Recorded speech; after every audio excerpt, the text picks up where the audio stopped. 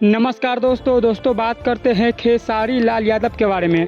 दोस्तों खेसारी लाल यादव का गाना सुपर हिट नहीं बल्कि सुपर डुपर हिट हुआ है। दोस्तों वह गाना हिट हुआ है जो खेसारी लाल यादव नहीं चाहते थे और नहीं जानते थे कि यह गाना भी हिट हो सकता है। दोस्तों आप सबके प्यार से खेसारी लाल यादव का पायल वाला गाना इतना ज़्यादा हिट हुआ है कि क्या ही बताया। दोस्तों खेसारी लाल यादव का जब पायल वाला गाना जब रिलीज हुआ था तब किसी को नहीं पता था कि ये गाना भी हिट हो सकता है। यहाँ तक खेसारी लाल यादव के टीम को भी नहीं पता था कि ये गाना हिट हो सकता है। दोस्तों जैसे ही इस गाना को रिलीज किया गया तो 3 से 4 दिन तक कोई व्यूज नहीं आया, मतलब बहुत ही कम व्यूज आया।